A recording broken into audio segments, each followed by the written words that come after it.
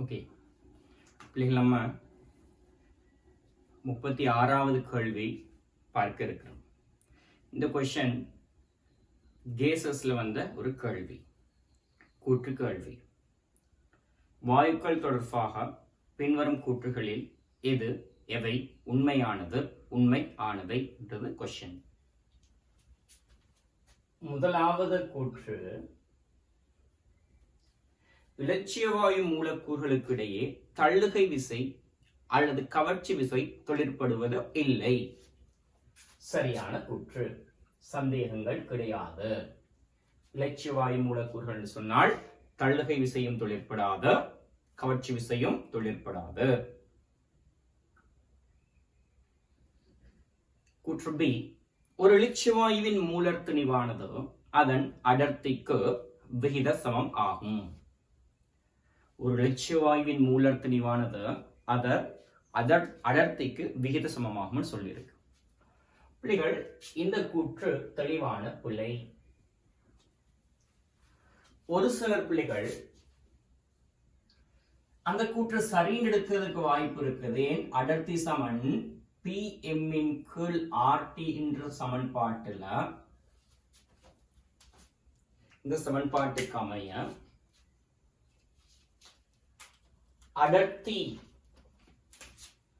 இக்கு நேர்விகித சமனாக மூலர் திணிவு வருது என்று அவங்க எடுக்கிறாங்க. அது பிழையான கருத்து. ஏனென்று சொன்னால் பிள்ளைகள், அடர்த்திக்கான அடிப்படை சமன்பாடு என்ன? திணிவின் கீழ் கனவளவு. திணிவின் கீழ் கனவளவு. சோ அடர்த்தி மாற்றமடைவதற்கு காரணியாக அமைவது திணிவும் கனவளவும். எனவே அடர்த்தி மாற்றம் மூலர் திணிவு மாற்றத்தை தீர்மானிக்காது. உதாரணத்துக்கு 2 தொகுதிகள் காணப்படுது பிள்ளைகள். ரைட்? இந்த தொகுதியில ஏன்னு சொல்லி ஒரு வாயு இருக்குதுன்னு வைத்துக் கொள்ளுங்க. சரியா? இந்த தொகுதியில திணிவு W1 கிராம் எடுத்துக்கொள்வோம். வெப்பநிலை T1 கெல்வின் எடுத்துக்கொள்வோம். வாயு A இன் மூலர் திணிவு M1 அல்லது MA என்று சொல்லுவோம். இந்த பாத்திரத்துல கனவளவு V என்று சொல்லுவோம். தொகுதியின் அமுக்கத்தை P1 V1 கதைப்போம். இப்ப பிள்ளைகள், நான் இந்த தொகுதிக்குள்ள A கேஸ் இன் W2 கிராம சேர்க்கிறேன். இப்ப சொல்லுங்க பிள்ளைகள்,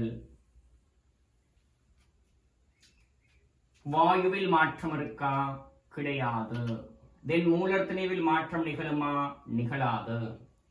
திணிவில் மாற்றம் காணப்படுது. W1 plus W2 கிராம் என்றது திணிவாக இருக்குது. தெளிவாக இருக்குது. பிள்ளைகள், இன்னும் நிபந்தனைகளை கதைப்போம். வெப்பநிலையில மாற்றம் இல்ல, T1 and right, கனவளவிலும் மாற்றம் இல்ல என்பன மாறிலி. வெப்பநிலை மாற்றமடையவில்லை T1 கெல்வின் and கனவளவு மாற்றமடையவில்லை V1 கனவளவு. அப்படின்னு சொன்னால் கட்டாயமாக திணிவு மாற்றத்தை ஈடுகொடுக்கும் முகமாக அமுக்கம் மாற்றமடைந்து இருக்க வேண்டும். இப்ப இந்த தொகுதியை பார்த்தீங்கன்னு சொன்னால் பிள்ளைகள், ஆரம்ப தொகுதியின் அடர்த்தின்னு சொல்றது அதன் திணிவின் கீழ் கனவளவு D1. புதிய தொகுதியின் அடர்த்தி D2 சொன்னால் அதன் திணிவு W1 plus W2 இன் கீழ் கனவளவு அதே V1. பாருங்க, இந்த 2 தொகுதிகளுக்கு இடையில அடர்த்தியில் மாற்றம் நிகழ்ந்திருக்குது. அப்படிகள் நிகழ்ந்திருக்குது. சோ அடர்த்தி மாற்றம் அடையுது. மூலர் திணிவில் மாற்றம் நிகழ்தா? இல்ல. சோ கூற்று B என்ன சொல்லுது? ஒரு இலட்சியவாயுவின் மூலர் திணிவானது அதன் அடர்த்திக்கு நேர்விகித சமனாகும். அர்த்தம் என்ன? அடர்த்தி அதிகரித்தால் மூலர் திணிவு அதிகரிக்கும் என்று சொல்றார். மூலர் திணிவு ஆனது அதன் அடர்த்திக்கு நேர்விகித சமன் என்று சொல்றார். சோ இதன் பிள்ளைகள் தெளிவான பிழை. ரைட்?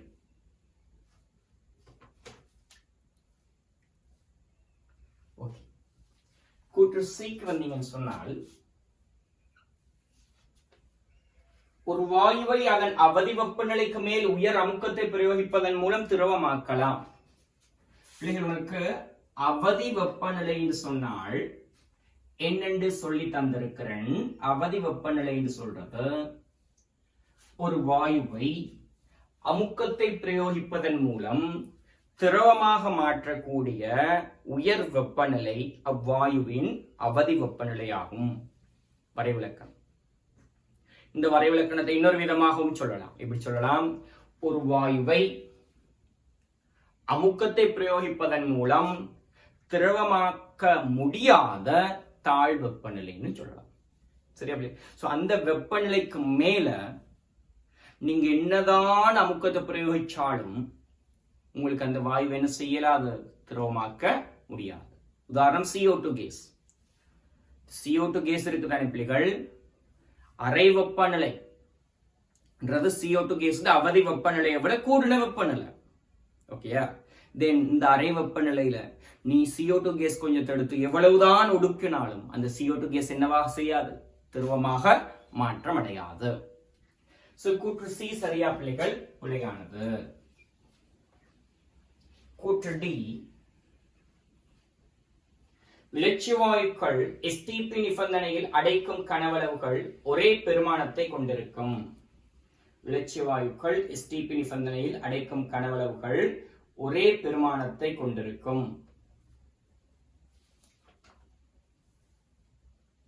இதுவும் பிழையானது.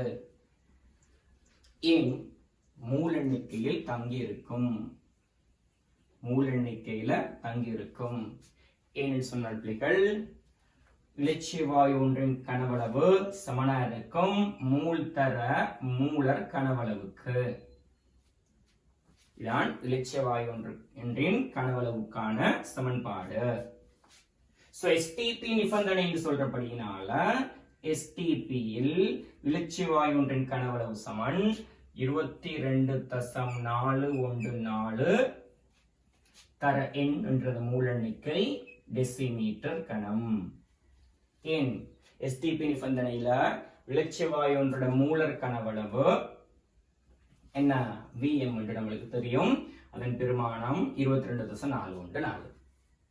சரியா? பாருங்க, STP நிபந்தனையில விளட்சிவாயு ஒன்றின் கனவளவு அதுல மூல எண்ணிக்கையில தங்கி இருக்கதா? எஸ்.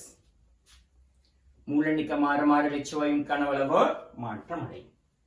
பிள்ளைகள், இந்த கேள்வியை பொறுத்த வரைக்கும் கூற்று A மாத்திரமே சரியானது சொன்னால் பிள்ளைகள்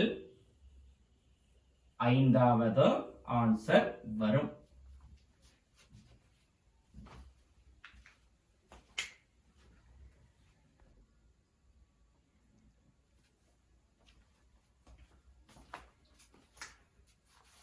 ஓகே பிள்ளைகள், அடுத்து 37வது கேள்வி. C1 மோல் per டெசிமீட்டர் கணம் செறிவையுடைய HA என்னும் ஒரு மூல மென்னமிலத்தையும் C2 மோல் per டெசிமீட்டர் கணம் உடைய HB என்னும் ஒரு மூல மென்னமிலத்தையும் கொண்டுள்ள கரைசல் ஒன்று தொடர்பாக பின்வரும் கூற்றுகளில் சரியானது. சோ இந்த கேள்வி அயன் சமநிலையில எந்த தலைப்புக்கு கீழ் அடங்குற கேள்வி? மென் அமிலங்களின் ஒன்றுக்கு மேற்பட்ட மென்னமிலங்களுடைய நீர்க்கரைசல். மென் அமிலங்களின் நீர்க்கரைசல் தலைப்புக்கு கீழ் அடங்குது. மென் அமிலங்களின் நீர்க்கரைசல் சொல்ற தலைப்புக்கு கீழ் அடங்குது. ரைட். நீங்க தெரிஞ்சிருக்க வேண்டிய விடயங்கள் பிள்ளைகள், உங்கள்கிட்ட ஒரு பாத்திரத்துல நிறைய மென்னமிலங்கள் இருக்குது. ரைட். ஒரு மூல மென்னமிலங்கள் இருக்குது. ஒரு மூல மென்னமிலம்ன்றது உனக்கு தெரியும். ஒரு மூல H+ தான் கொடுக்கும். HA, HB, HC என்று சொல்லி நிறைய இருக்குதுன்னு வைத்துக் கொள்வோம் பிள்ளைகள். சரியா? ஓகே. இந்த மென்னமில நீர் கரைசல்ட H+ அயன்களின் செறிவு சமனா இருக்கும் யாருக்குன்னு சொன்னால் பிள்ளைகள், வர்க்கமூலம் Ka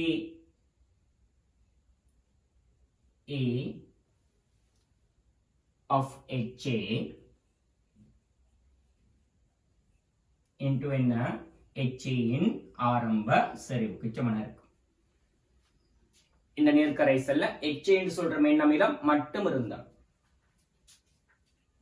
if HA only available, HA மட்டும் இருந்தால், இந்த நேர்க்கரைசலுக்குள்ள பிள்ளைகள் HA என்று சொல்ற மென் அமிலமும் இருக்குது and HB என்று சொல்ற மென் அமிலமும் இருக்குது என்று வைத்துக் கொள்வோம். இப்ப இந்த நீர்க்கரைசல் இருக்கிற H+ அயன்களோட செறிவுக்கான சமன்பாட்டை நம்ம எழுதணும்னு சொன்னால், பிள்ளைகள் இலகுக்காக வேண்டி HAயின் அயனாக்க மாறிலிய K1 ஆரம்ப செறிவு C1 என்று சொல்றேன். இதே போல HBக்கு K2 ஆரம்ப செறிவு C2 ன்னு சொல்றேன். HCக்கு அயனாக்க மாறிலி K3 ஆரம்ப செறிவு C3 ன்னு சொல்லுவோம். ரைட், சுருக்கம் எழுதுறதுக்காக வேண்டி.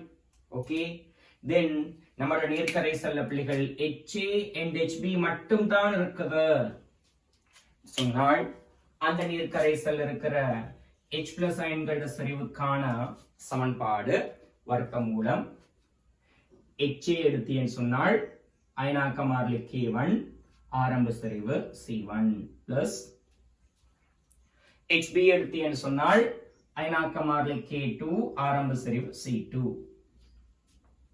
ரைட், இதே போல பிள்ளைகள் அந்த நீர்க்கரைசலில் HA இருக்குது, HB இருக்குது, HC இருக்குது, இன்னும் நிறைய பேர் இருக்கிறாங்கன்னு வைத்துக் கொள்ளும்.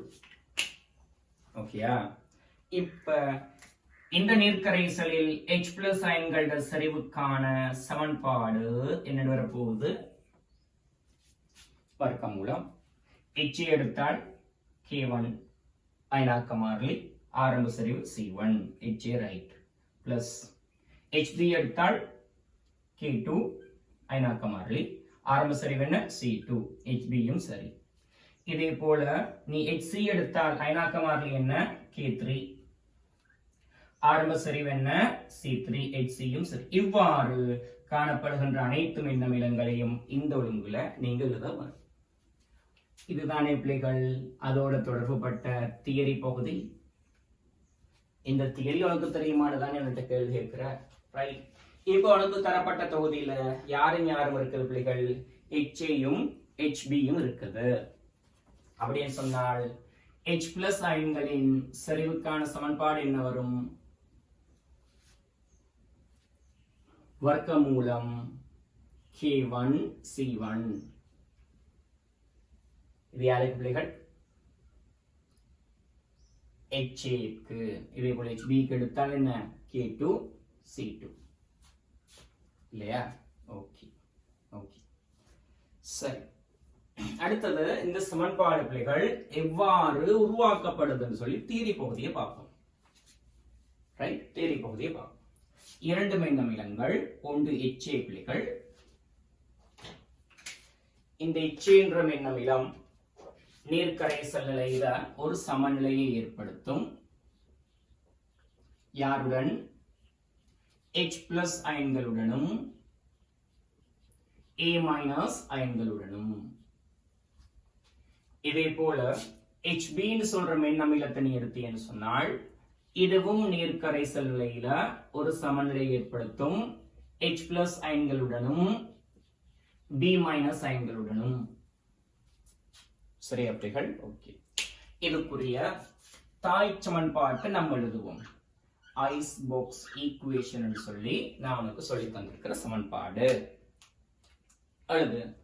HAயின் ஆரம்ப செறிவு என்ன பிள்ளைகள்? C1. ஆரம்பத்தில் H+ம் கிடைக்காது, A- கிடையாது. HBயின் ஆரம்ப செறிவு என்ன? C2.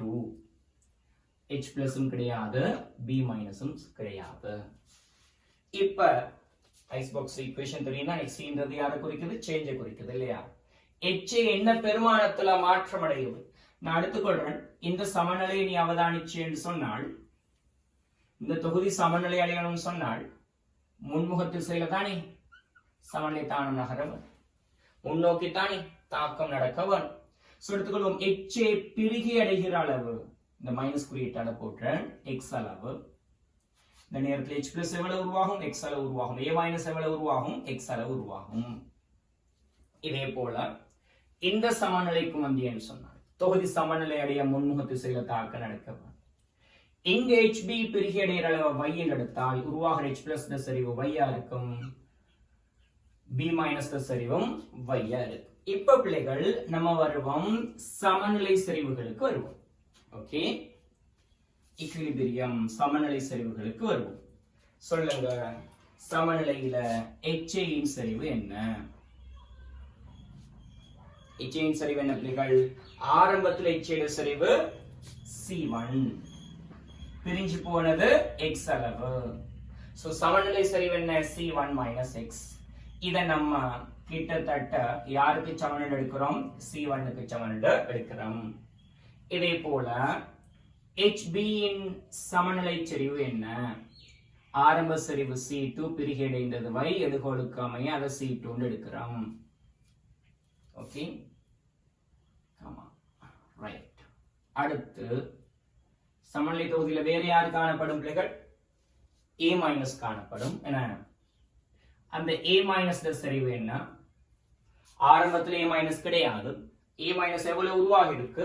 x அளவு உருவாகி இருக்கு. இதே போல சமநிலை தொகுதியில B மைனஸ் சரிவு என்னவா இருக்கும் பிள்ளைகள்? y அளவா இருக்கும். நம்ம சமநிலை தொகுதியில வேற யாரு காணப்படும்? h பிளஸ் காணப்படும். நம்ம சமநிலை தொகுதியில h பிளஸ் காணப்படும். இதன் சரிவு பிள்ளைகள் நீராழ்வார் H பிளஸ் புறக்கணிச்சிரும். என்ன? ஓகே, நீர் கரைசல் தானே நீராழ்வார் H பிளஸ் புறக்கணிப்போம். சோ சமநிலை தொகுதியில் H பிளஸ் சரிவுன்றது HA இன் பிரிகையாலையும் H பிளஸ் கிடைக்குது. எவ்வளவு கிடைக்குது? x அளவு கிடைக்குது. பிளஸ் HB இன் பிரிகையாலையும் H பிளஸ் கிடைக்குது. எவ்வளவு கிடைக்குது? y அளவு கிடைக்குது. சோ இதான் என்ன? சமநிலை தொகுதியில் H பிளஸ் சரிவு. இதே போல சமநிலை தொகுதியில் OH மைனஸ் சரிவையும் நம்மளுக்கு KW பெருமானத்திலிருந்து கண்டுபிடிக்கக்கூடியதா இருக்கு. சரியா? இப்ப சமநிலை தொகுதியில் H பிளஸ் சரிவுன்றது என்ன பிள்ளைகள்? x ஆக y. சொன்னது விளங்கிச்சா உங்களுக்கு? ஓகே. சோ இது எடுத்து உனக்கு தெளிவாக விளங்கி இருக்கும் தானே பிள்ளைகள்? இதுல எந்த சந்தேகமும் உங்களுக்கு இருக்க கூடாது. இப்ப பிள்ளைகள் பாருங்க, HA இன் சமநிலைக்கு சமநிலை மாறிலி எழுதுவோமே, அது என்னது? K1 தானே. சோ K1 சமன் என்ன வரப்போகுது? H பிளஸ் இன் சமநிலை சரிவு இன்டு என்னது? A மைனஸ் இன் சமநிலை சரிவின் கீழ் என்னது? HA இன் சமநிலை சரிவு. ஓகே, சொல்லு. H பிளஸ் சமநிலை சரிவு என்ன பிள்ளைகள்? x ஆக y. A மைனஸ் சமநிலை சரிவு என்ன? x முழுவதன் கீழ் HA இன் சமநிலை சரிவு என்ன எடுத்திருக்கிறோம்? C1 எடுத்திருக்கிறோம். இது யாருக்கு சமன் பிள்ளைகள்? K1 க்கு சமன். இதிலிருந்து x into x plus y சமன் உனக்கு என்ன கிடைக்குது? K1 C1 என்ற ஒரு கோவை கிடைக்குதா இல்லையா? கிடைக்குது. இது முதலாவது சமன்பாடு எடுத்துக்கொள்வோம். இதே போல பிள்ளைகள் நீ HB சமநிலைக்கு எழுதினீன்னு சொன்னால் உனக்கு வரப்போகுது y into x plus y சமன் K2 C2 ஒரு சமன்பாடு கிடைக்கும். இப்ப இந்த இரண்டு சமன்பாடுகளையும் கூட்டுறீங்க. x into x plus y, y into x plus y இல்லையா?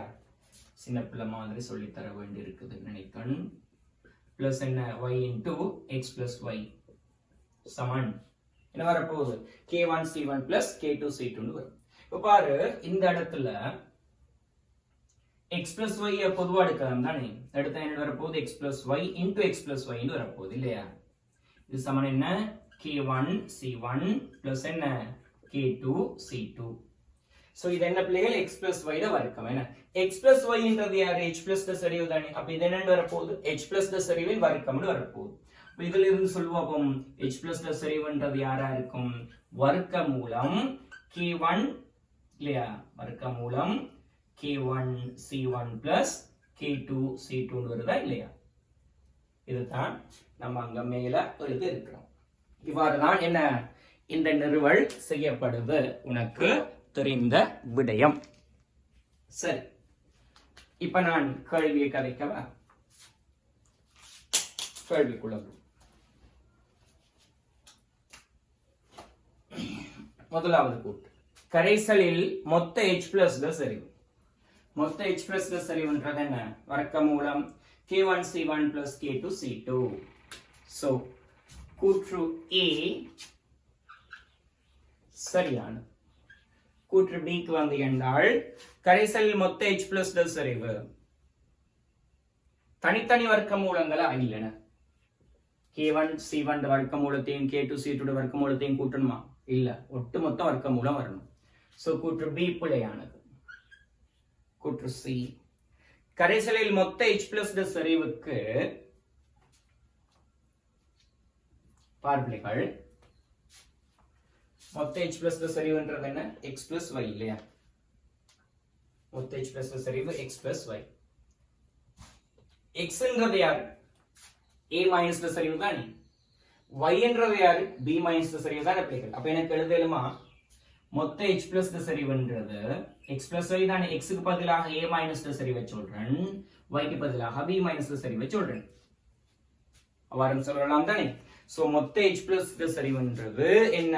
வர்க்கமூலம் A minus செறிவையும் B minus செறிவையும் கூட்ட வேணுமா? இல்ல, மொத்த H+ செறிவுன்றது A minus in செறிவையும் B minus இன் செறிவையும் கூட்டினால் கிடைக்கும்.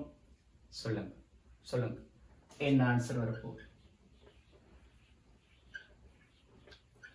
நாலாவது ஆன்சர் வரப்போகுது. இதான் தியரி. தியரியை சொல்லி காட்டியாச்சு, என்ன கேள்விக்குரிய விளக்கத்தையும் உனக்கு தந்தாச்சு.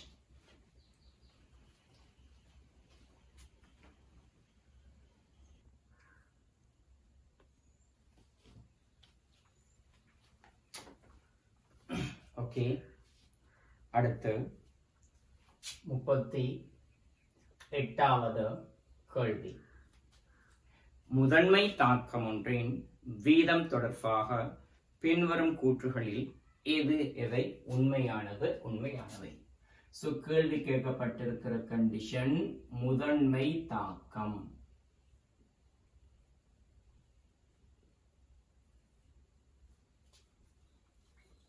முதலாவது கூற்று தாக்கத்தின் வீதம் மிகவும் மெதுவாக நடைபெறும் படிமுறையின் வீதத்தில் தங்கி இருக்கும். பிழையான கூற்று. காரணம் என்ன சொல்ல போறீங்க? முதன்மை தாக்கம் சொல்றது ஒரு படியில நடக்கிற தாக்கத்துக்கு சொல்ற பெயர். சோ ஒரு படியில நடக்கிற தாக்கத்துக்குள்ள மெதுவான படி விரைவான படின்னு நம்மளுக்கு படிகளை தேடிக்கொண்டிருக்கலுமா? இயலாது. ரீசன் என்ன? அது ஒரு படி தாக்கம். சோ அதுக்குள்ள மெதுவான படி வேகமான படின்னு கதைக்க முடியுமா? முடியாது. சோ கூற்று A பிழையானது. கூற்று B தாக்கத்தின் மூலக்கூற்று திறன் தாக்க வரிசைக்கு சமனாக இருக்கலாம். ரைட், இதுவும் பிள்ளை. ஏன் தெரியுமா பிள்ளை? அவர் இருக்கலாம் சொன்னபடினால பிள்ளை. அவர் லாம் போடக்கூடாது. அவரு லாம் போடக்கூடாது. அவர் என்ன வசனத்தை பாவிக்க வேணும்? இருக்க வேண்டும் சொல்ற வசனத்தை பாவிக்கும். ரீசன் முதன்மை தாக்கம். நம்ம படிச்சிருக்கிறோம் தெளிவாக. என்ன படிச்சிருக்கிறோம்? முதன்மை தாக்கம் எனின், ஒரு தாக்கம் முதன்மை தாக்கம் சொன்னால் அடிச்சு சொல்லலாம், 100% தெளிவாக சொல்லலாம். என்ன சொல்லலாம்? அந்த தாக்கத்தோட தாக்க வரிசை இருக்குது தானே. தாக்க வரிசை இது சமனாக இருக்கும் யாருக்கு? மூலக்கூற்று திறனுக்குன்னு சொல்லி 100% உறுதியா சொல்லலாம். ஆனா கூற்று B உறுதி இல்ல, இருக்கலாம் சொல்ற. உறுதி இல்லாம சொன்னால் அது என்ன தாக்கமா இருக்கும்? சிக்கல் தாக்கமாக இருக்கும். உறுதி இல்லாம கதைக்கிறாருன்னு சொன்னால் அது சிக்கல் தாக்கமாக இருக்க வேண்டும். பட் முதன்மை தாக்கம் சொன்னபடினால உறுதியா சொல்லு, தெளிவா சொல்லு, சந்தேகம் இல்லாம சொல்லு, ஒரே வார்த்தையில சொல்லு. இது என்ன? தாக்க வரிசை மூலக்கூற்று திறனுக்கு சமனா இருக்க வேண்டும், கட்டாயம் இருத்தல் வேண்டும், உறுதியா சொல்லு. கூற்று C வெப்பநிலையை கூட்டுவதன் மூலம் வீதத்தை கூட்டலாம். சோ ஒரு தாக்கத்தின் தாக்க வீதத்தை வெப்பநிலை அதிகரிக்க செய்வதனூடாக அதிகரிக்கலாம். சரியான கூற்று. இரண்டு காரணங்கள் இருக்கு. பிகாஸ் இரண்டு காரணங்கள். ஒரு காரணம் வெப்பநிலையை அதிகரிப்பதனூடாக ஆக்டிவேஷன் எனர்ஜி தாண்டிய மூலக்கூறுகளின் எண்ணிக்கை அதிகரிக்கிறது. 300 கெல்வின் வெப்பநிலையில ஏவல் சக்தியை தாண்டிய மூலக்கூறுகள் எண்ணிக்கை எவ்வளவுன்னு சொன்னால் அதை 500 கெல்வின் வெப்பநிலையில ஏவல் சக்தியை தாண்டிய மூலக்கூறுகள் எண்ணிக்கை அதிகரிக்கும். ரைட், ஒரு காரணம் இது. இரண்டாவது காரணம் என்ன? வெப்பநிலை அதிகரிப்பதன் காரணமாக மூலக்கூறுகளுக்கு இடையில் மோதல் அதிகரிக்கும். மோதல் அதிகரித்தால் பயன்படு பலித மோதல்களும் அதிகரிக்கும். இதன் காரணமாக தாக்க வீதம் என்ன செய்யும்? அதிகரிக்கும். சோ என்ன தாக்கமா இருந்தாலும் சரிதான், அகவெப்ப தாக்கமா இருக்கட்டும், புறவெப்ப தாக்கமா இருக்கட்டும், டெல்டா ஜி பெருசு பூச்சியமான தாக்கமா இருக்கட்டும், டெல்டா ஜி சிறுசு பூச்சியமான தாக்கமா இருக்கட்டும், வெப்பநிலை அதிகரிக்கிற நேரம் பிள்ளைகள் என்ன? மோதல்களின் எண்ணிக்கை அதிகரிக்கும், பயன்படும் மோதல்களின் எண்ணிக்கையும் அதிகரிக்கும். ரைட். கூற்று டி, டெல்டா ஜி சிறிது பூஜ்ஜியம் என ஆக்குவதன் மூலம் தாக்கத்தின் வீதத்தை கூட்டலாம். புலியான கூற்று. இந்த தாக்க வீதத்திற்கும் ஜிப் சக்திக்கும் எதுவிதமான தொடர்பும் கிடையாது. ஒரு தாக்கத்துக்கு ஜிப் சக்தி சிறுசு பூஜ்ஜியம் ஆகுதுன்னு சொன்னால் தாக்க வீதம் அதிகரிக்கும் என்ற அர்த்தம் கிடையாது. ரைட். பிள்ளைகள் இந்த கேள்விக்குரிய ஆன்சராக அமைகிறது கூற்று சி மாத்திரம் சரின்னு சொன்னால் பிள்ளைகள் 5வது ஆன்சராக வரும். ரைட். 39வது கேள்விக்கு வாங்க. பி தொகுப்பு மூலகங்கள் மற்றும் அவற்றின் சேர்வைகள் தொடர்பாக பின்வரும் கூற்றுகளில் எது எவை உண்மையானவை? கூற்று ஏ, செறிந்த H2SO4 ஆனது அமிலமாக ஒட்சியேற்றியாக நீரகற்றியாக தொழிற்படக்கூடியது. செறிந்த H2SO4 ஒரு அமிலமாக செயற்படும்.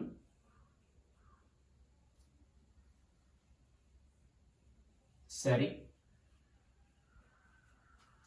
ஒரு ஒட்சியேற்றியாக செயற்படும். சரி. இதன் போது SO2 வாயு வெளியேற்றம் காணப்படும். செறிந்த H2SO4 சில உலோகங்களை ஒட்சியேற்றம் செய்யும், சில அலோகங்களை ஒட்சியேற்றம் செய்யும், சில கற்றயன்களை ஒட்சியேற்றம் செய்யும், சில அணையன்களை ஒட்சியேற்றம் செய்யும் என்று நீங்க படிச்சிருக்கிறீங்க. And இந்த செறிந்த H2SO4 நீரகற்றும் கருவியாக செயற்படும். சிறந்த உதாரணம் ஆர்கானிக் கெமிஸ்ட்ரியில இருக்கு. ஆல்கஹால்ல இருந்து நீரகற்றம் செய்வதற்கு செறிந்த H2SO4 பயன்படுத்தும். எனவே கூற்று ஏ சரியானது. கூற்று பி, அலசன்கள் சிறந்த ஒட்சியேற்றும் கருவிகளா? அலசன்கள் சிறந்த ஒட்சியேற்றும் கருவிகளா? சரியான கூற்று. பிள்ளைகள், மின்னிரசாயன தொடர் உனக்கு தெரியும். நியம தாழ்த்தல் அழுத்தம் அதிகரிக்கின்ற ஒழுங்குல எழுதப்பட்டிருக்கு மின்னிரசாயன தொடர். இந்த மின்னிரசாயன தொடர்ல கீழ் இருக்கிறவங்க சிறந்த ஒட்சியேற்றும் கருவிகள், மேல் இருக்கிறவங்க சிறந்த தாழ்த்தும் கருவிகள். சோ மின்னிரசாயன தொடர்ல மேலிருந்து கீழ் நோக்கி வார நேரம் ஒட்சியேற்றும் திறன் அதிகரிக்கும். காரணம் நியம தாழ்த்தல் அழுத்தம் அதிகரிக்கிறது. தெரியும், மின்னிரசாயன தொடர் எடுத்தீன்னு சொன்னால் ஆக கீழ் பகுதியில தான் அலசன்கள் காணப்படுது. ரைட்.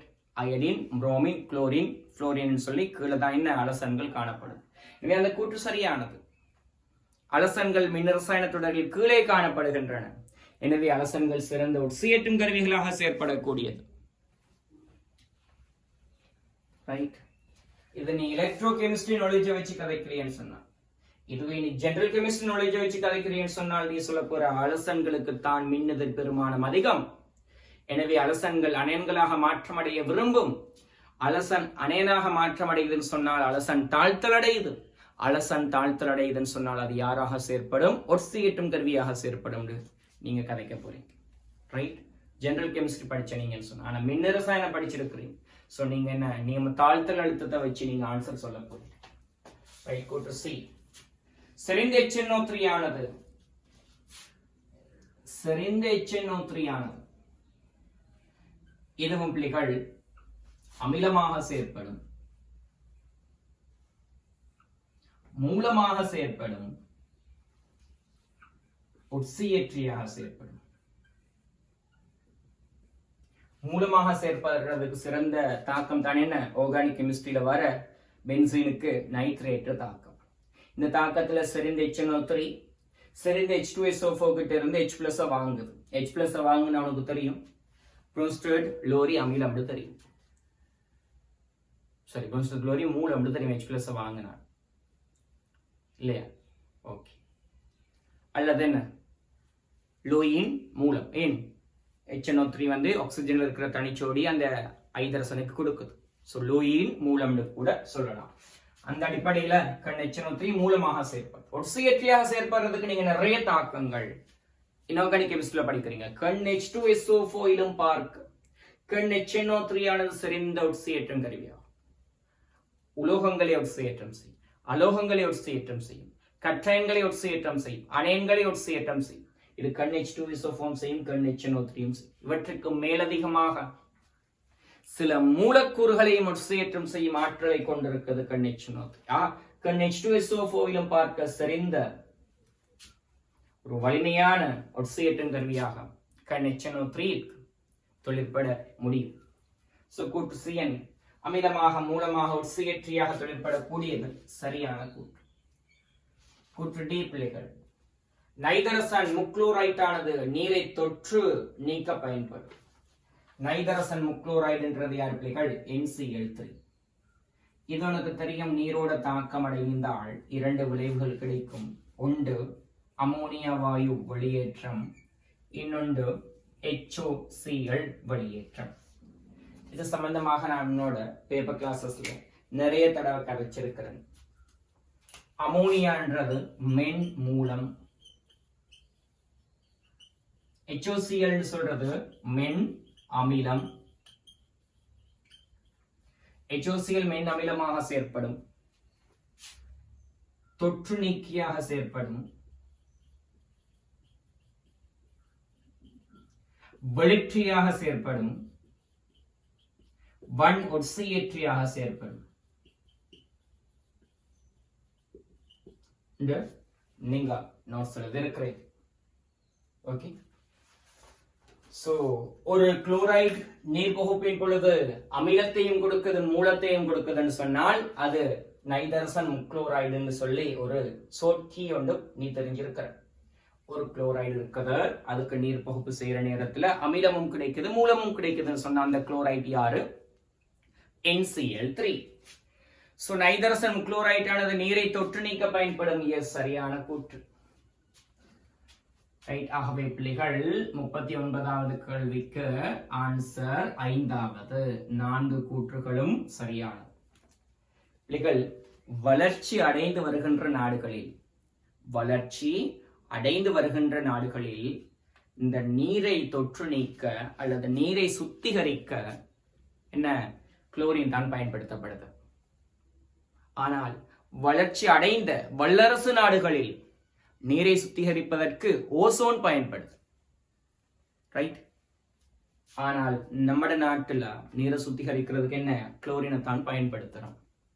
தெளிவா? ரைட். ஓகே. சோ 5வது ஆன்சர்.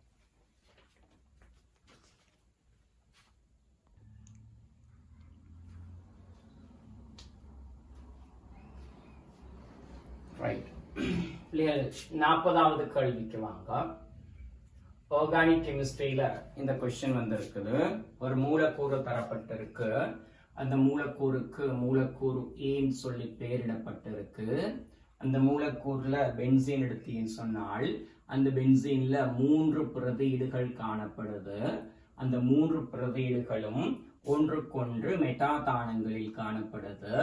அவற்றுல ஒரு பிரதியீடு ஆல்டிஹைட் கூட்டமா இருக்குது, இன்னொரு பிரதியீடு அமைட் கூட்டமா இருக்குது, இன்னொரு பிரதியீடு கார்பன் மும்மை பிணைப்பு கார்பனில் ஐதரசன், அதாவது அமில ஐதரசன் காணப்படுது. இதான் உனக்கு தந்த சேர்வை என்று சொல்றது. இந்த சேர்வை தொடர்பாக சில கூற்றுகள் தரப்படுது பிள்ளைகள். முதலாவது கூற்று, ஏயுடன் அம்மோனியா சேர் வெள்ளி நைட்ரேட்டை சேர்க்கும் போது இந்த சேர்வை ஏக்கு அமோனியா சேர் வெள்ளி நைட்ரேட் AgNO3 சேர்க்கிற நேரத்தில் இவருக்கு என்ன பேர் சொல்றது? நம்ம தொலனின் சோதனை பொருள், அதாவது அமோனியா AgN என்ன அமோனியா ஏற்றப்பட்ட சிக்கல். இவர் யார் யாரோட தாக்கம் அடையும்? ஆல்டிஹைடோட தாக்கம் அடையும், அமில ஐதரசம் அடையும் தாக்கம் அடையும். சோ இந்த சேர்வையில் ஆல்டிஹைட் இருக்குது, அதுடனும் தாக்கும், அமில ஐதரசனுடனும் தாக்கும். சோ வரப்போற விளைவு என்னென்றால் பிள்ளைகள், ஆல்டிஹைட் தொகுதி தாக்கம் அடைந்து C டபுள் பாண்டோ O மைனஸ் NH4+ ஆக மாறும். C double bond NH2 அவ்வாறே காணப்படும். and அமில ஐதரசன் தாக்கம் அடைந்து C double bond CAG என்று சொல்ற வீழ்படிவு, வெள்ளை நிற வீழ்படிவு உருவாகுது. மட்டுமல்ல, இங்க ஆல்டிஹைடோட தாக்கம் அடைகிற நேரம் என்ன AG படிவும் உருவாகும். AG அதாவது என்ன, ஆல்டிஹைடோட நடக்கிற தாக்கம் என்ன? ஒட்சியேற்ற தாழ்த்தல் தாக்கம். தொலனின் சோதனை பொருளுக்கும் ஆல்டிஹைடுக்குமான தாக்கத்துக்கு என்ன பெயர்? ஒட்சியேற்ற தாழ்த்தல் தாக்கம். இந்த தாக்கத்துல அவதானம் என்ன? வெள்ளி ஆடி, வெள்ளி ஆடி கிடைக்கும். அதாவது தாக்கம் செய்யப்படுகின்ற சோதனை பொருளின் சோதனை குழாயின் உட்சுவரில் என்ன, அதாவது உனக்கு இங்க தந்திருக்க ஒரு சேர்வை, இதான் நமக்கு தரப்பட்ட சேதன சேர்வை, அதாவது என்ன மூலக்கூறு A. இதுக்குள்ள நீங்க யாரு சேர்க்கிறீங்க? தொலனின் சோதனை பொருளை சேர்க்கிறீங்க.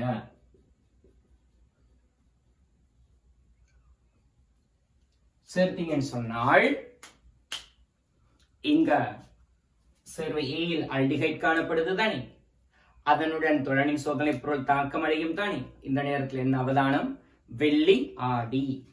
சோ பரிசோதனை குழாயின் உட்சுவரை பார்த்தீங்கன்னு சொன்னால் அந்த உட்சுவர்ல பிள்ளைகள் இவ்வாறு வெள்ளி படிந்து காணப்படும். பிரகாசமா இருக்குது அந்த உட்சுவர். மட்டுமல்ல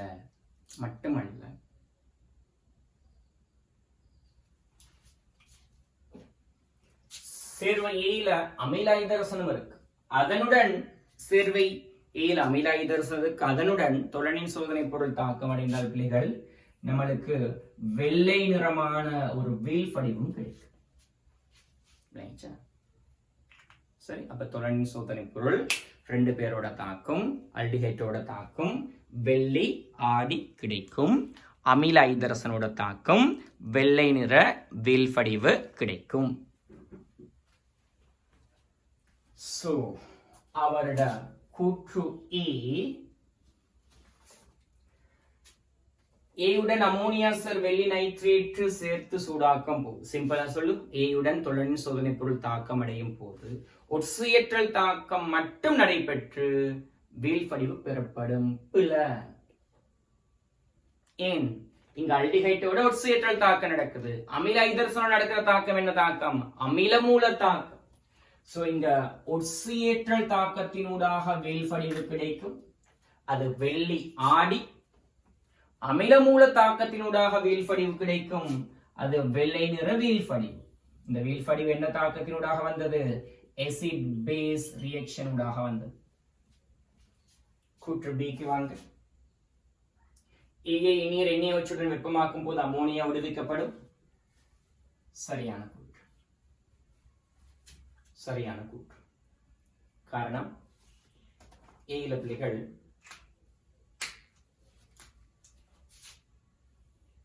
ஏக்கு நீங்க யாரை சேர்க்கிறீங்க? நீர் NaOH உடன் NaOH aqueous சேர்த்து வெப்பப்படுத்துறீங்க இல்லையா? கிடைக்கிற விளைவை கதைக்கிறது. சேர்வை E ஆல்டிஹைட் இருக்கு, அமைடு இருக்கு, and என்ன இருக்கு அமில ஐதரசனும் இருக்கு. இதுல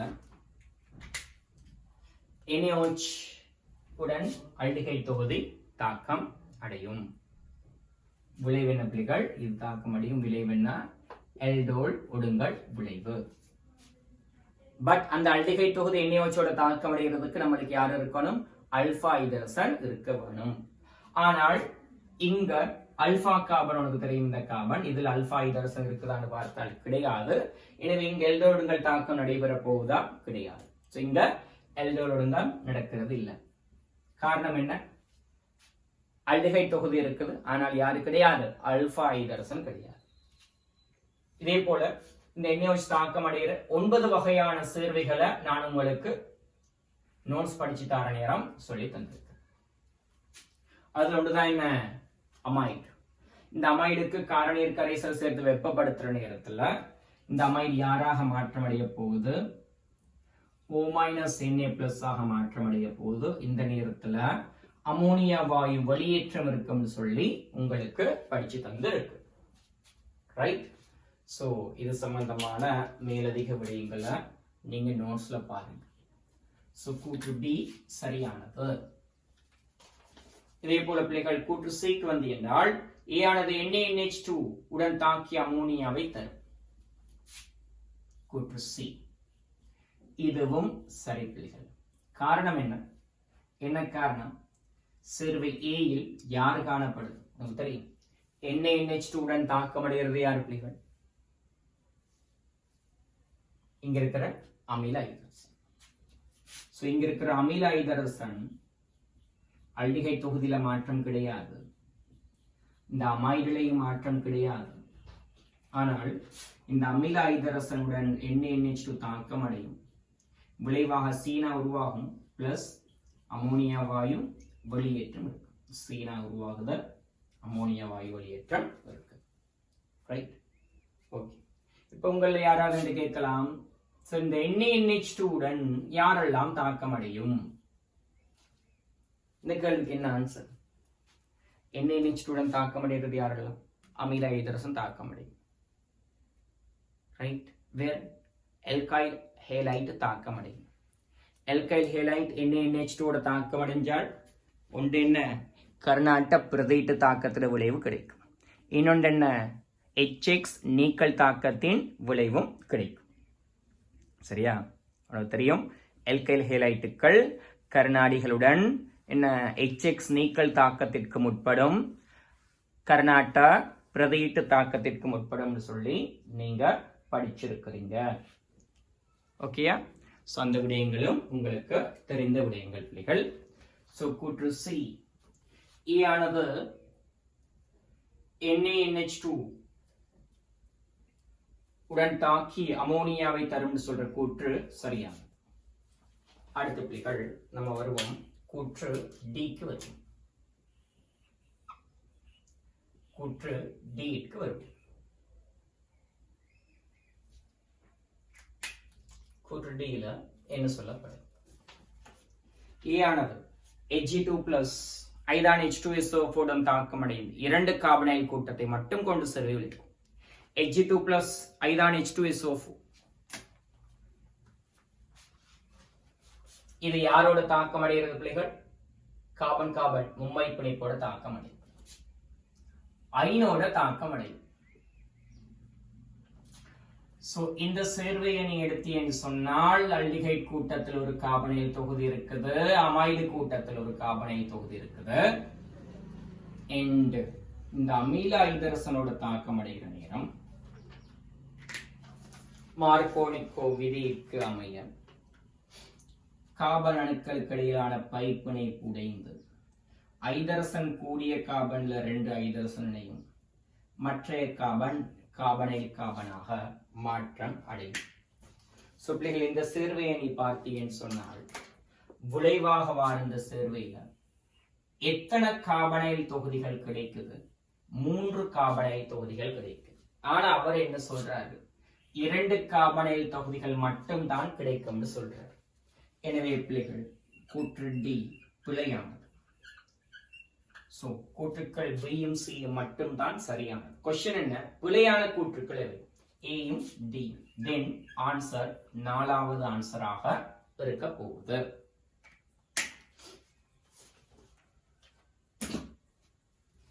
பிள்ளைகள் 41வது கேள்விக்கு வருவோம். 41வது கேள்வியில முதலாவது கூற்று,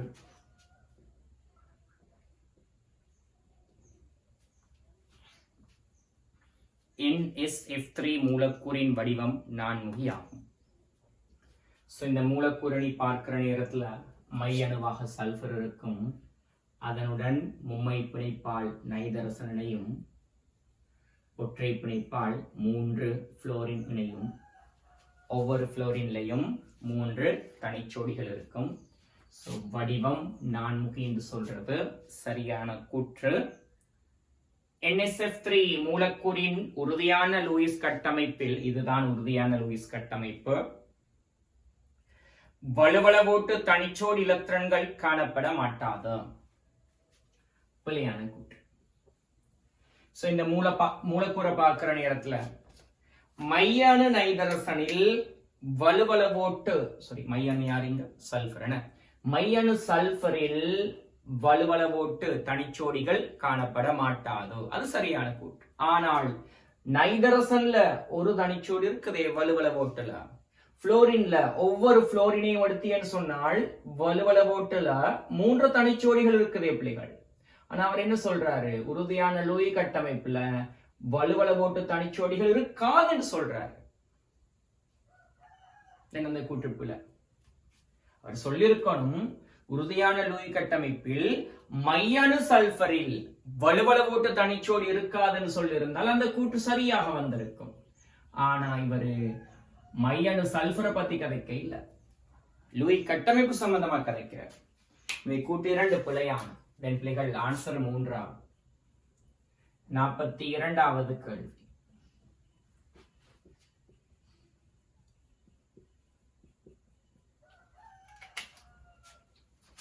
கூற்று 1 நீ பார்த்தீங்கன்னு சொன்னால் கேத்திரகணித சமபகுதியங்கள் ஈர்வளிமய சமபகுதியங்கள் ஆகும். சரியான கூற்று.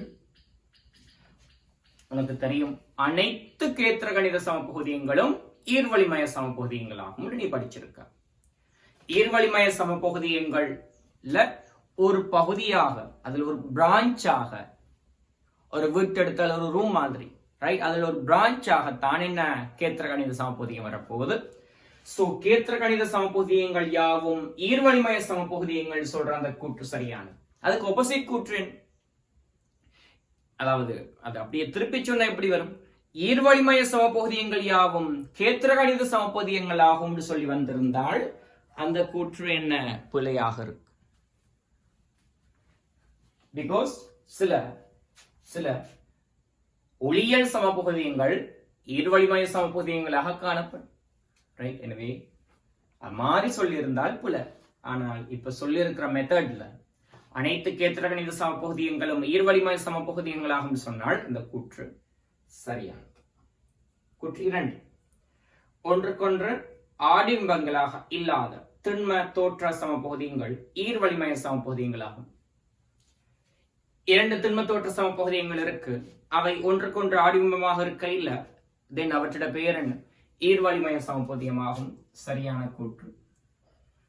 ஈர்வளிமய சமபகுதியத்துக்கு தகுந்த ஒரு வரைவிலக்கணமாக இருக்கிறது 2வது கூற்று.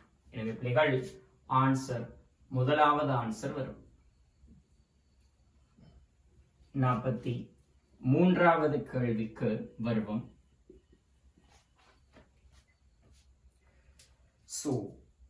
யூனிட் நம்பர் 5 உடன் தொடர்புபடுத்த கேள்வி.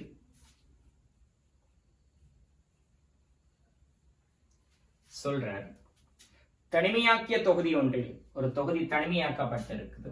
மீனிங் என்ன? அந்த தொகுதியை சூழ அந்த தொகுதி ஒரு மூடிய தொகுதியா இருக்குது. அதே சமயம் அந்த தொகுதியை சூழ வெப்ப காவல் விடப்பட்டிருக்கு. நீங்க வீட்டோட செய்தா வராம காவல் போட்டு இருக்கிறீங்க, அதே போல வெப்ப காவல் விடப்பட்டிருக்கு. ஒவ்வொரு நாளும் சுபத்துலாம் இருந்தோம்னு சொன்னால் வீட்டுக்கு சைத்தான் வராது. ரைட். ஸோ இவ்வாறு வெப்ப காவலிடப்பட்ட மூடிய தொகுதி, அதன் பேர் தான் என்ன, தனிமையாக்கிய தொகுதி. சரி, என்ன கதைக்கிறது சம்பந்தமா கலரை மாற்றிக்கொள்வோமே. தனியாக்கிய தொகுதி ஒன்றில் நடைபெறும் சுயமான மாற்றம். தனிமையாக்கிய தொகுதியில ஒரு தாக்கம் சுயமாக நடக்குதான். சுயமாக நடக்குதுன்னு சொன்னால் டெல்டா ஜி என்ன, சிறுசு பூஜ்ஜியம். சுயமாக நடக்குது, இட்ஸ் ஹேப்பனிங், நடந்து கொண்டு இருக்கு. டெல்டா ஜி சிறுசு பூஜ்ஜியம். டெல்டா ஜி சமன் பூஜ்ஜியம் சொன்னா அது சுயமாக நடக்க எத்தனைக்குது, இட்ஸ் கோயிங் டு ஹேப்பன். சுயமா நடக்க எத்தனைக்குது. ஆனா டெல்டா ஜி சிறுசு பூஜ்ஜியம்டா, இட்ஸ் ஹேப்பனிங், நடந்து கொண்டு இருக்குது, சுயமாக நடக்குது. சோ தனிமையாக்கிய தொகுதி ஒன்றில் நடைபெறும் சுயமான மாற்றம்.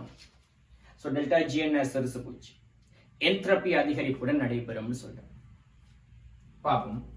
டெல்டா ஜி க்குரிய சமன்பாடு என்ன, delta H minus T into delta S. இது தனிமையாக்கிய தொகுதி. தனிமையாக்கிய தொகுதின்னு சொன்னால் தொகுதிக்குள்ளிருந்து வெளியவோ சூழலுக்கோ, இது என்ன சூழல், அல்லது சூழல்ல இருந்து தொகுதிக்கோ வெப்ப மாற்றம் இருக்குமா, இருக்காது. தென் டெல்டா H சமன் பூஜ்ஜியமா இருக்கும். தென் டெல்டா G குரிய கோவை minus T into delta S என்று கிடைக்கும். சோ பிள்ளைகள் சொல்றாரு, சுயமாக தாக்கம் நடக்குதுன்னு சொல்றாரு. டெல்டா G என்ன பிள்ளைகள் அப்ப மைனஸா இருக்கும். அப்படின்னு சொன்னால் டெல்டா S பத்தி என்ன சொல்றீங்க, பூஜ்ஜியமா இருக்குமா, நெவர். இது மைனஸா இருந்தா இப்படி பூஜ்ஜியமா இருக்கிறது. சோ டெல்டா S எப்படி இருக்கும், பெரிது பூஜ்ஜியமாக இருக்கும். சோ இந்த கூற்று என்ன சொல்லுது, தனிமையாக்கிய தொகுதி ஒன்றில் நடைபெறும் சுயமான மாற்றம் என்ட்ரோபி அதிகரிப்புடன் நடைபெறும். எஸ், ஆஃப் கோர்ஸ், சரியான கூற்று. இரண்டாவது கூற்று, என்ட்ரோபியானது ரசாயன பௌதீக மாற்றத்தினை பாதிக்கும் காரணியாகும். என்ட்ரோபியானது ரசாயன பௌதீக மாற்றத்தினை பாதிக்கும் காரணியாகும். சரியா பிள்ளையா? சரியான கூற்று. ஒரு தொகுதியில என்ட்ரோபி மாற்றம் காரணமாக அதன் ரசாயன இயல்புகளில் மாற்றம் நடக்கும், பௌதிக இயல்புகளில் மாற்றம் நடக்கும். ஃபார் எக்ஸாம்பிள், திரவ நீர் ஆவியாக மாற்றம் அடையுது, இது ஒரு பௌதிக மாற்றம். இங்க என்ட்ரோபி மாற்றம் அடையுதா? எஸ்.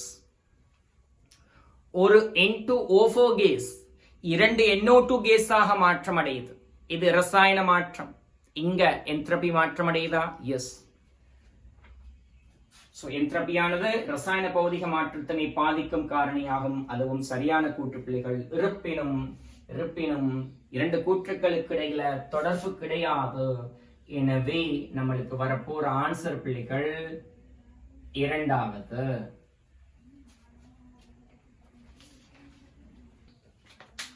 சரி பிள்ளைகள், அடுத்ததாக 44வது கேள்விக்கு வருவோம். இந்த கேள்வியில பிள்ளைகள் நான் உங்களுக்கு விளங்கப்படுத்தணும்னு சொல்லி எதுவுமே கிடையாது.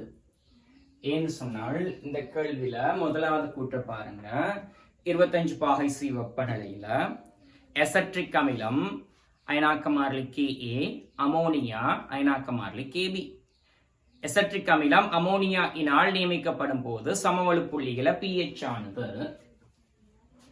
25 பாகை சியில எசட்ரிக் அமிலம் அமோனியா இனால் நியமிக்கப்படுற நேரத்துல சமவெளி புள்ளி pHக்கு ஒரு கோவை தந்திருக்கிறாரு.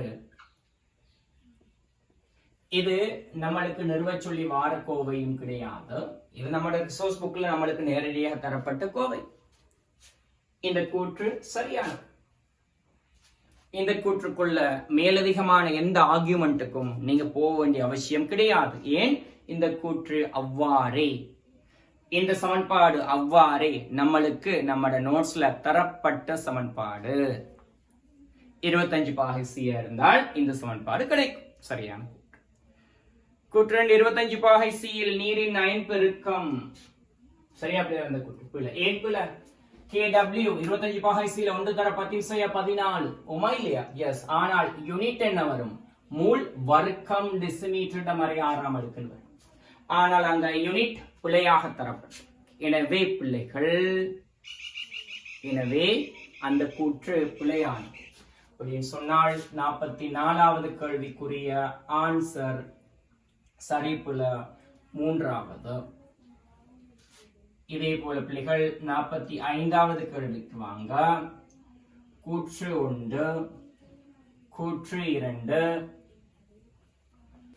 45வது கேள்வின்றது அவ்வளவு தூரம் ஒரு கடினமான கேள்வி கிடையாது. ரைட், யூனிட் 4ல வந்திருக்கிற ஒரு எளிமையான கேள்வி.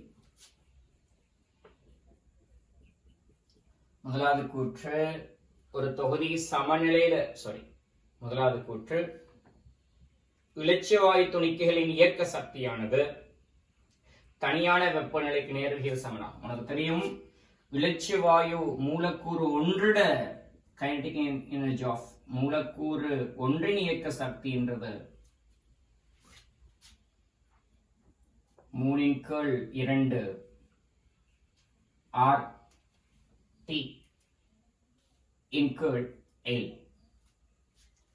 ரைட், இதே போல ஒரு மூல் இலட்சியவாயு மூலக்கூறுகளுடைய இயக்க சக்தின்றது ஒரு மூல் சொன்னால் சராசரி இயக்க சக்திகள் என்ன 3/2 RT என்ற சமன்பாடுகள் எல்லாம் நீங்க படிச்சிருக்கிறீங்க. சோ ஒரு மூல இருக்கட்டும், மூலக்கூறு ஒன்றா இருக்கட்டும், அல்லது குறிப்பிட்ட எண்ணிக்கை x எண்ணிக்கையான மூலக்கூறுகள் எடுத்துக்கோ, x எண்ணிக்கையான மூலக்கூறுகள் எடுத்துக்கோ, அதன் இயக்க சக்தி சராசரி இயக்க சக்தின்றது 3/2 XRT இவ்வாறு சொல்ல முடியும். சரியா? ஓகே. சோ எதுவாக இருக்கட்டும், இயக்க சக்தி தனியான வெப்பநிலை, அதாவது என்ன தனி வெப்பநிலைக்கு என்ன நேர்விகித சமனாக காணப்படுது. எனவே கூற்று 1 சரியானது. கூற்று 2, தரப்பட்ட வெப்பநிலையில் ஒரு மூல் இலட்சியவாயு துணிக்கைகளின் இயக்க சக்தி 3/2 RT சொல்லப்படுது. அதுவும் சரியான கூற்று பிள்ளைகள். சோ இந்த இடத்துல கூற்று 2 புலனெடுக்கலாமே, எனக்கு சராசரி வசனம் தரப்பட இல்லைன்னு சொல்லி. ஆனா உங்களோட நோட்ஸை பார்த்தீங்கன்னு சொன்னா, உங்களோட ரிசோர்ஸ் புக்கை பார்த்தீங்கன்னு சொன்னா அங்கேயும் சராசரி வசனம் தரப்பட இல்லை. நம்ம அந்த கூற்று சரின்னு எடுத்தால் முதலாவது ஆன்சர் வரும் பிள்ளைகள். ஓகே,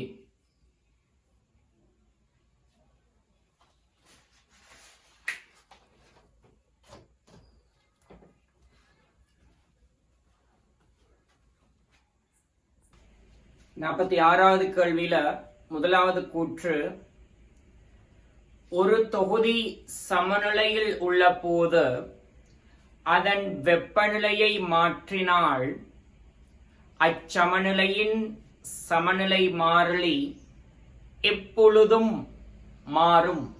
அச்சமநிலையின் சமநிலை மாறிலி எப்பொழுதும் மாறும். சோ இந்த கூற்று பிளந்து எடுக்கப்படுது பிள்ளைகள். இந்த கூற்று பிளந்து எடுக்கப்படுது. ஏனென்று சொன்னால் 2 ஆவி பரப்புடைய திரவங்கள் கலந்து ஓர் இலட்சிய கரைசல் உருவாகுது என்று சொன்னால், இலட்சிய கரைசல் ஒன்று உருவாகுதுன்னு சொன்னால் அந்த தாக்கத்துக்கான வெப்ப உள்ளுறை மாற்றம் 0. அந்த தாக்கத்துக்கான வெப்ப உள்ளுறை மாற்றம் 0. ரைட், இவ்வாறு வெப்ப உள்ளுறை மாற்றம் 0மான தாக்கங்கள் இருக்கு தானே. வெப்ப உள்ளுறை மாற்றம் 0மான தாக்கங்களுக்கு உதாரணம் தான் என்ன? இலட்சிய கரைசல் தயாரிக்கின்ற பொழுது ஏற்படுகின்ற வெப்ப உள்ளுறை மாற்றம் 0. அவத்தை சமநிலையில படிக்கிறீங்க. ரைட், சோ இவ்வாறு வெப்ப உள்ளுறை மாற்றம் 0மான ஒரு சமநிலை தொகுதியில வெப்பநிலை மாற்றம் சமநிலை தானத்தையும் மாற்றாது, சமநிலை மாறிலியையும் மாற்றாது என்று சொல்லப்படுது.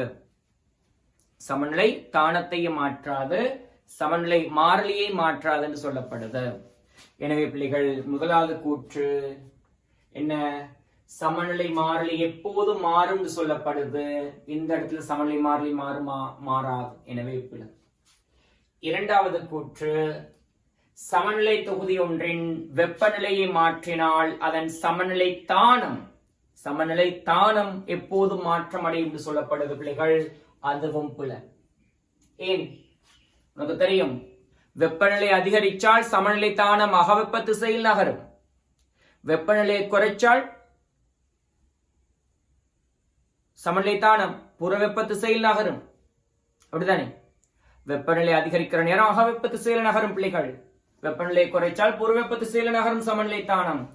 இந்த தாக்கத்தை பொறுத்த வரைக்கும் வெப்பநிலை மாற்றம் 0. அப்ப நீ வெப்பநிலையில மாற்றத்தை செஞ்சால், வெப்பநிலையை கூட்டினாள் அல்லது வெப்பநிலையை குறைச்சால் சமநிலை தானம் எங்கால நகர்றது? இந்த தாக்கத்துக்கு இருக்கா பிள்ளைகள்? அகவெப்ப திசை புறவெப்ப திசை இல்லதானே? சோ சமநிலை தானம் மாற்றம் அடையா. ஆகவே இந்த क्वेश्चनக்குரிய ஆன்சர் 5வது.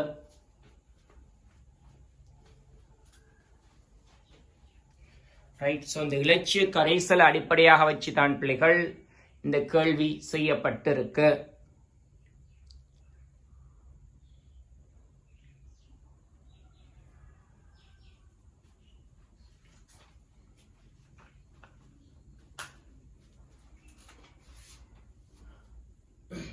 இன்னும் சிலர் பிள்ளைகள் இந்த 46வது கேள்விக்கு ஆன்சர் 3 சொல்லியும் கொடுக்கறாங்க. 46வது கேள்விக்கு ஆன்சர் 3 சொல்லியும் கொடுக்கறாங்க பிள்ளைகள். அதுக்குரிய காரணம் என்னன்னு சொன்னால், ஒரு சமன்பாடு இருக்கு பிள்ளைகள், டெல்டா ஜி சமன்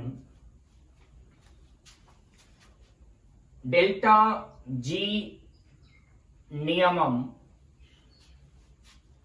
பிளஸ் ஆர்டி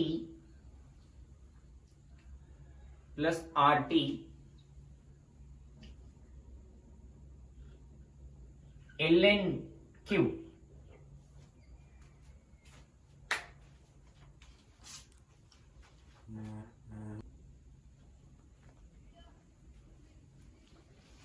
சரி அப்படிகள், இந்த சமன்பாட்டுக்கு அமைய சமநிலையில ஒரு தாக்கத்திட ஜிப் சக்தி மாற்றம் 0 என பிள்ளைகள். சோ இந்த நிலையில Q யாருக்கு சமனா இருக்கும்? K க்கு சமனா இருக்கும். Qன்றது யாரு? தாக்க ஈவு. Kன்றது என்ன? சமநிலை மாறிலி. சோ இந்த சமன்பாட்டில் டெல்டா G சமன் 0 மாறிச்சுன்னு சொன்னால் 0 சமன் டெல்டா G நியமம் பிளஸ் RT ln K என்று சொல்லி வரும் பிள்ளைகள். இதிலிருந்து ln K நீ எழுவாய் மாற்றம் செய்தி என்று சொன்னால் மைனஸ் டெல்டா G நியமத்தின் கீழ் RT என்று சொல்லி ஒரு சமன்பாடு கிடைக்குது. இந்த சமன்பாட்டை பொறுத்த வரைக்கும் பிள்ளைகள், இந்த சமன்பாட்டை பொறுத்த வரைக்கும் டெல்டா G நியமம் என்று சொல்றது என்ன? மாறிலி பெருமானம். நியம ஜிப் சக்தி மாற்றம்ன்றது மாறாது என்ன பிள்ளைகள்? அது நியம பெருமானம். நியம ஜிப் சக்தி மாற்றம்ன்றது ஒரு மாறிலி பெருமானம். ஆர்ன்றது மாற்றமடையாத பெருமானம். ஆனால் டீன்றது வெப்பநிலை மாற்றமடையும் என. சோ வெப்பநிலை மாற்றமடைந்தால் கட்டாயமாக சமநிலை மாறிலி மாற்றம் அடையும் என்று சொல்லி சிலர் கதைச்சி கூற்று ஒண்ட சரிண்டும் கூற்று 2 புலண்டும் எடுக்கிறாங்க. தென் அவங்களுக்கு பிள்ளைகள் 3வது ஆன்சர் வரும். சரியா? சோ இந்த 46வது கேள்வியில இவ்வாறான ஒரு பிரச்சனை இருக்குது. நம்ம இந்த கேள்விக்கு பிள்ளைகள் 5வது ஆன்சரை எடுப்போம். நம்ம இந்த கேள்விக்கு 5வது ஆன்சரையே எடுப்போம். ஏன் சொல்லுங்க பாப்போம். இந்த சமன்பாடு இருக்குதானே பிள்ளைகள், இந்த சமன்பாடு நம்ம சிலபஸ்ல இல்லன்னு உனக்கு ரிசோர்ஸ் புக்ல தந்தாச்சு. இந்த ரிசோர்ஸ் புக்ல இந்த சமன்பாடு சம்பந்தமாக நீ பார்க்க தேவை இல்லைன்னு உனக்கு ஒரு தரவு தந்திருக்கு. சோ அதை ஃபாலோ பண்ற நம்ம அதை பத்தி யோசிக்க வேண்டிய அவசியம் கிடையாது. இப்படி ஒரு விஷயத்தை நம்ம யோசிக்க தேவையில்லை. ரைட். ஆனால் இந்த இலட்சிய கரைசல் விடயம் நம்ம சிலபஸ்ல இருக்குது. இலட்சிய கரைசல் வெப்பநிலை மாற்றம் 0 எங்களுக்கு தெரியும். சோ அதை வச்சு ஆன்சர் சொல்ல போறோம் பிள்ளைகள். 46வது கேள்விக்கு 5வது ஆன்சர்.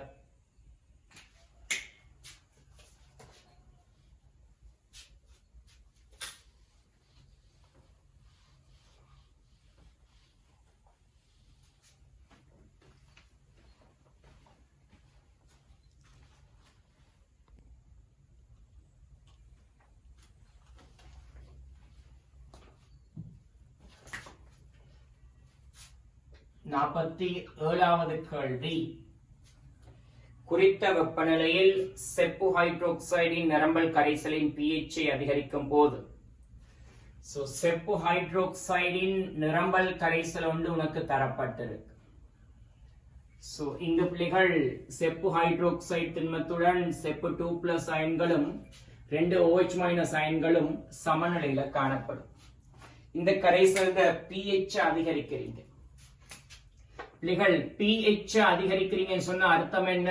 OH- அயன்களோட செறிவு அதிகரிக்கிறீங்க. OH- அயன்களோட செறிவு அதிகரிச்சால் சமநிலை குழம்பும். புதிய சமநிலை ஏற்படுத்துவதற்காக வேண்டி சமநிலை தானம் பின்னோக்கி நகரும். ரைட்? சமநிலை தானம் பின்னோக்கி நகரும். அப்படி என்று சொன்னால் முதலாவது கூற்று என்ன?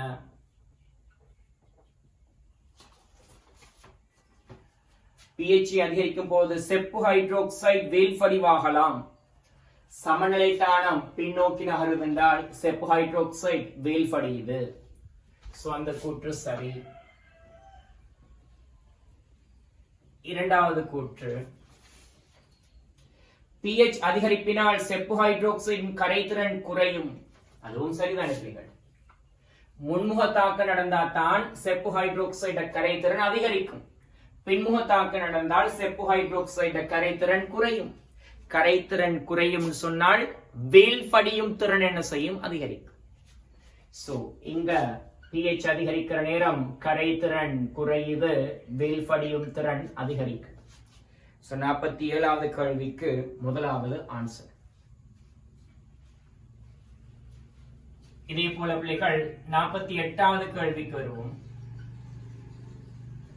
கூற்று 1, H2O2 MnO2 சேர்க்கும் போது ஒட்சியேற்றப்பட்ட தாழ்த்தப்பட்ட விளைவுகள் கிடைக்கும். ஐதரசன் பெராக்சைடு பிரிகை அடைந்தால் H2Oவும் O2வும் வரும். இந்த தாக்கத்துக்கு MnO2 ஊக்கியாக தொழிற்படும். தொழிற்பட்டு ஐதரசன் பெராக்சைடு பிரிகை அடையும். ஐதரசன் பெராக்சைடுல ஆக்சிஜன் ஒட்சியேற்ற எண் -1, H2O ல ஆக்சிஜனுக்கு ஒட்சியேற்ற மறை 2, O2 ல ஆக்சிஜனுக்கு ஒட்சியேற்ற 0. கூற்று 1 என்ன சொல்றாரு? H2O2 MnO2 ஊக்கி சேர்க்கும் போது ஒட்சியேற்றப்பட்ட தாழ்த்தப்பட்ட விளைவு கிடைக்கும். சரியான கூற்று. இரண்டாவது கூற்று, H2O2 ஆனது ஒட்சியேற்றியாகவும் தாழ்த்தியாகவும் செயற்படக்கூடியது. சரியான கூற்று. சரியான கூற்று. இந்த இடத்துல ஆன்சர் இரண்டாவது. நீங்க படிச்சிருக்கிறீங்க H2O2 ஒட்சியேற்றியாக செயற்படும், தாழ்த்தியாக தொழிற்படும், வெளிற்றும் கருவியாக தொழிற்படும் எல்லாம் நீங்க படிச்சிருக்கிறீங்க. ரைட்? இதுல அரை அயன் தாக்கங்கள் கூட உங்களுக்கு தெரிஞ்சிருக்கும். ஒட்சியேற்றி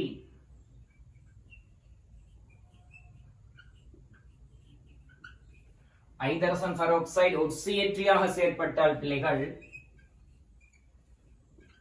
என்ன செய்யும் சொன்னா இலத்திரனை ஏற்கும்.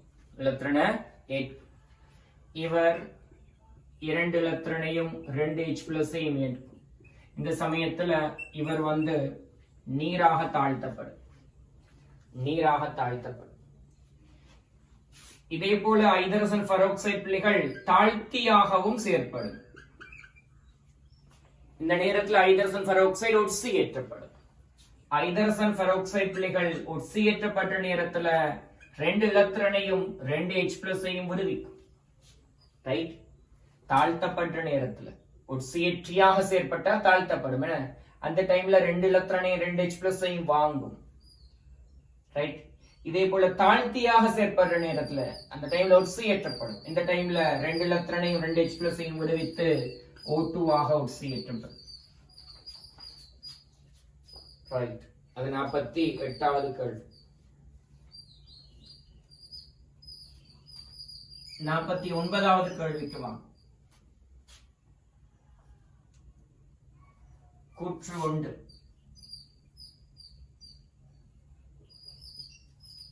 சமநிலை தொகுதி ஒன்றுக்கு, ஒரு தொகுதி சமநிலையில் இருக்கு, ஊக்கிய சேர்க்கிற நேரத்துல தொகுதி சமநிலையில் இருக்காது. சரியா பிள்ளையா? பிள்ளையான கூற்றன படிச்சிருக்கிறீங்க. ஊக்கி ஊக்கி சமநிலை தானத்தை மாற்றுமா? மாற்றாது. சமநிலை மாறிலியை மாற்றுமா? மாற்றாது. ஊக்கி செய்யற காரியம் என்ன? தாக்கத்திற்கு புதியதொரு பொறிமுறையை அறிமுகம் செய்வதனூடாக தாக்க வீதத்தை அதிகரிக்கும். இதுதான் ஊக்கியின் தொழிற்பாடு.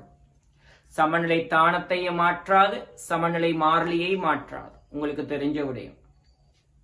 இரண்டாவது கூற்று, ஊக்கியானது முன்முக தாக்கத்தின் வீதத்தை மட்டும் விரைவாக அதிகரிக்க செய்யும். பச்சைப்பல். ஊக்கின்னு சொல்றது முன்முக தாக்க வீதத்தையும் அதிகரிக்கும், பின்முக தாக்க வீதத்தையும் அதிகரிக்கும். இரண்டு கூற்றுக்களும் பிழையானதுன்னு சொன்னால் பிள்ளைகள் ஆன்சர் 5. ஆன்சர் 5.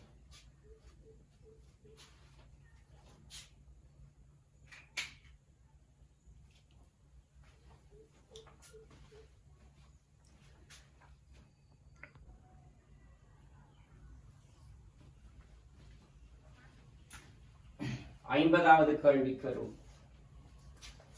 கடைசி கேள்வி.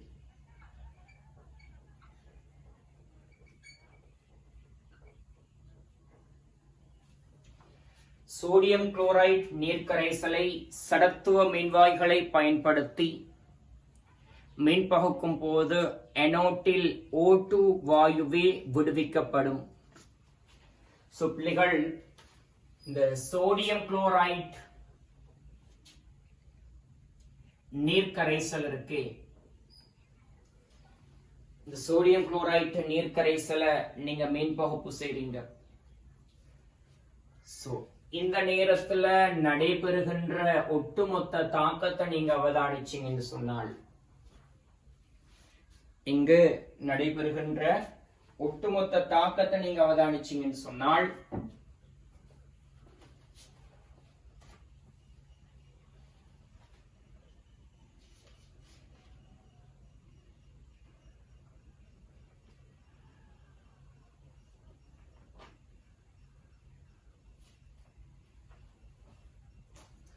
இதெல்லாம் நம்மளுக்கு நம்மட நோட்ஸ்ல தரப்பட்டு இருக்கின்ற விடயம். இந்த ஒட்டுமொத்த தாக்கம் தெரிஞ்சிருந்தால் நீங்க இந்த கேள்வியை கஷ்டம் இல்லாம செஞ்சிருக்கலாம்.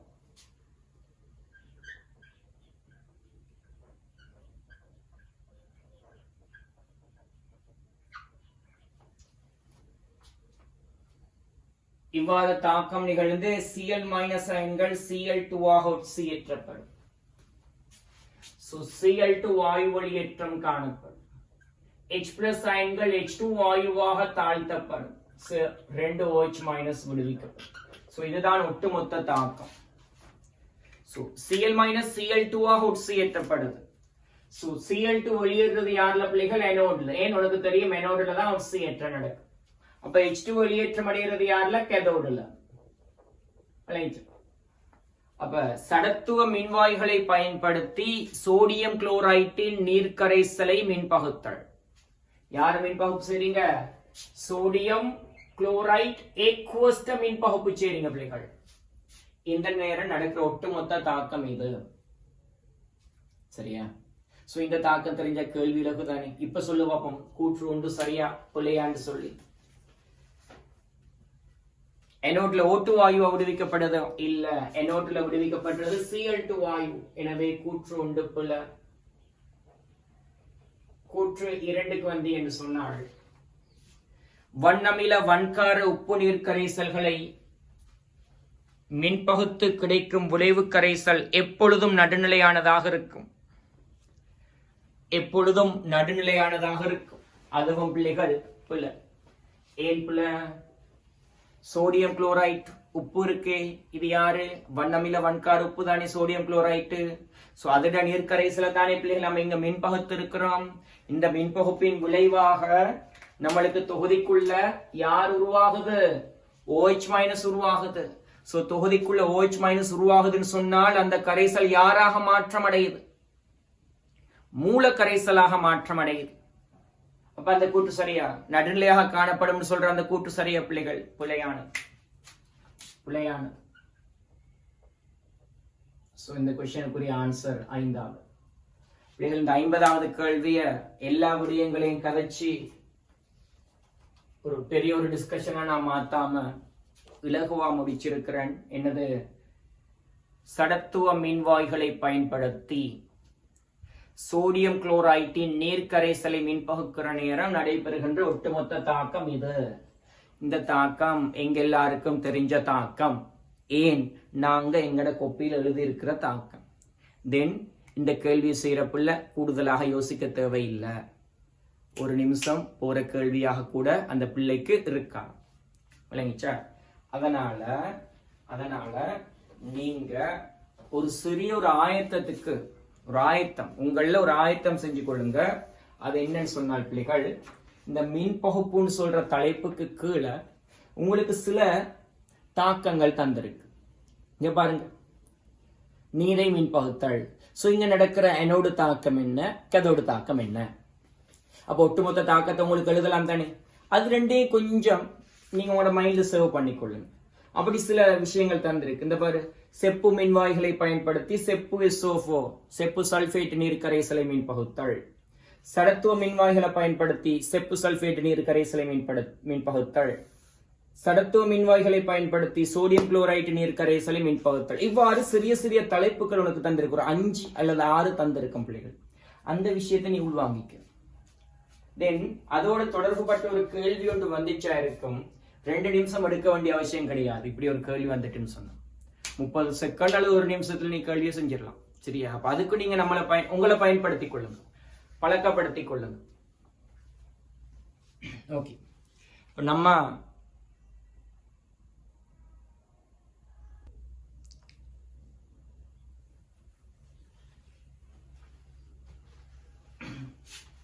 சரியா பிள்ளைகள்? அப்ப இதோட துண்டமானார்ட இந்த டிஸ்கஷன் முடிவடையுது.